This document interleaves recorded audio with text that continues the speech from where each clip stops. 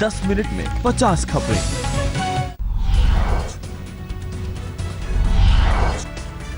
संयुक्त राष्ट्र में पीएम नरेंद्र मोदी ने उठाया सुधार का मुद्दा, कहा विश्वसनीयता के लिए सुरक्षा परिषद में बदलाव जरूरी। पीएम ने अपने भाषण में कहा, गरीबी के रहते विकास का सपना अधूरा, दुनिया से गरीबी मिटाना हम सबकी नैतिक जिम्मेदारी। मोदी ने अपने भाषण में भारत में चलाई जा रही कल्याणकारी योजनाओं का किया जिक्र, कहा सबके लिए घर, बिजली, पानी, शिक्षा और स्वास्थ्य पर ध्यान। पीएम नरेंद्र मोदी ने कहा, गरीबों के लिए पेंशन योजना पर किया काम, गरीबों को बीमा सुविधा मिल रही है, गरीबों के लाभ सीधे खाते में पहुंच रहे हैं।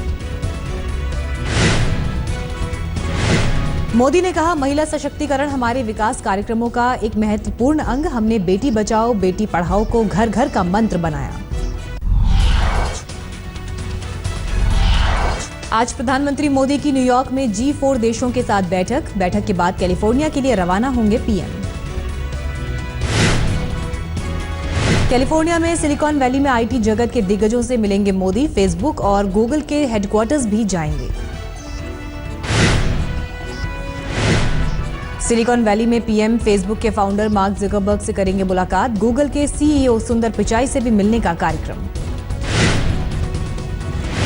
कल सैन जोस में भारतीय समुदाय के लोगों को संबोधित करेंगे पीएम मोदी के कार्यक्रम को लेकर वहां जमकर तैयारी।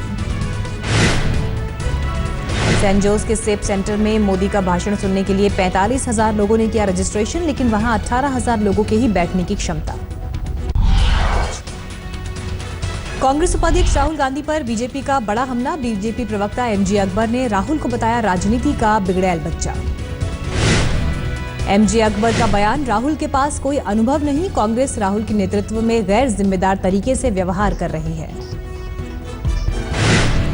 पूर्व केंद्रीय मंत्री और बीजेपी नेता सुब्रमण्यम स्वामी का विवादित बयान, कहा नेताजी सुभाष चंद्र बोस के नाम पर हो जवाहरलाल नेहरू यूनिवर्सिटी का नाम, नेहरू को 3rd क्लास छात्र बताया।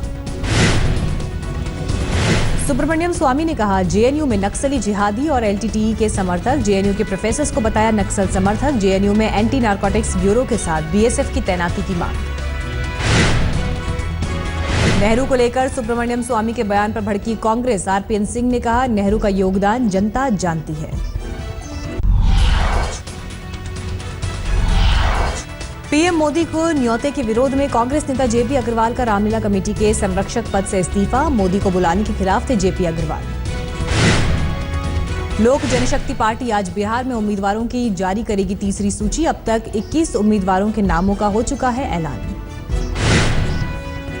बिहार के मुख्यमंत्री नीतीश कुमार का शुरू होगा चुनाव प्रचार, समस्तीपुर के कल्याणपुर में करेंगे रैली। आज तक से बातचीत में केंद्रीय मंत्री गिरिराज सिंह का दावा, सत्ता में आई एनडीए तो कोई पिछड़े वर्ग का नेता बनेगा बिहार का सीएम। बिहार में समाजवादी पार्टी के लिए अपने ससुर लालू के खिलाफ प्रचार करने को तैयार तेज प्रताप यादव, मैनपुरी से लोकसभा सांसद तेज प्रताप ने कहा पार्टी के कहने पर करूंगा प्रचार।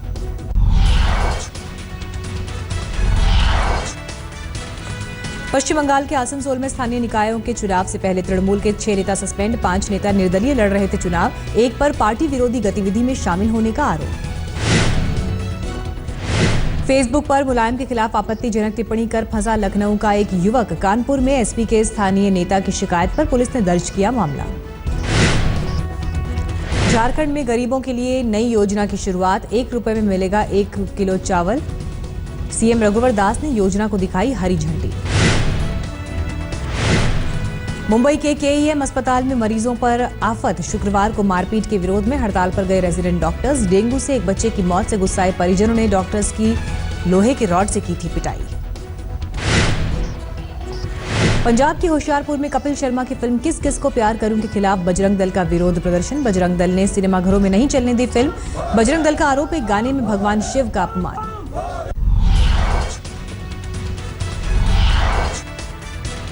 दिल्ली के सराय रोहिला इलाके में ट्रिपल मर्डर से सनसनी, बुजुर्ग दंपति और उनके 30 साल के बेटे का घर में मिला शव।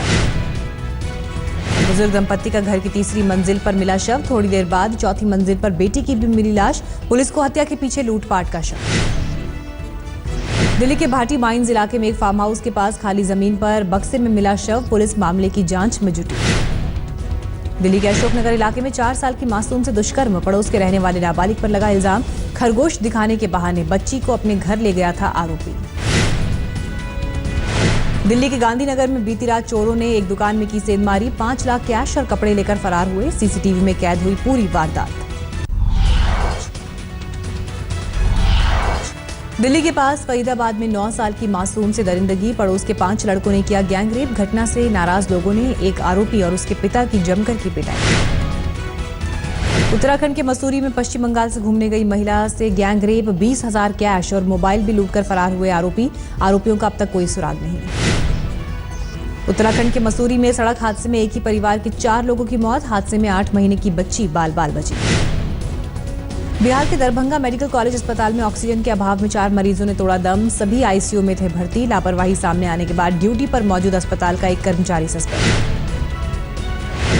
हरियाणा में सरकारी अस्पतालों की फिर खुली पोल। भिवानी में समय पर स्ट्रेचर न मिलने से महिला ने अस्पताल परिसर में ही दिया बच्चे को जन्म। दिल्ली में सामने आया पेट में छिपाकर ड्रग्स की तस्करी का मामला। अफगानिस्तान के एक शख्स के पेट में मिले हेरोइन के 34 कैप्सूल। पेट दर्द की शिकायत पर अस्पताल में स्कैन रिपोर्ट के बाद हुआ खुलासा। कानपुर में गणेश मूर्ति विसर्जन के दौरान गंगा में डूबे लोगों के शवों के साथ परिजनों ने किया प्रदर्शन। प्रशासन से 5 लाख के मुआवजे की घोषणा के बाद शांत हुआ मामला। मुंबई में माटुंगा ब्रिज के नीचे एक शख्स पर चाकुओं से हमला। राह चल रहे लोगों ने घायल शख्स की नहीं की मदद। पुलिस ने पहुंचाया अस्पताल। इलाज के दौरान दम तोड़ा। असम में पुलिस को बड़ी कामयाबी। गुप्त सूचना पर चिरांग जिले से national democratic front of Bodoland के 6 उग्रवादी गिरफ्तार।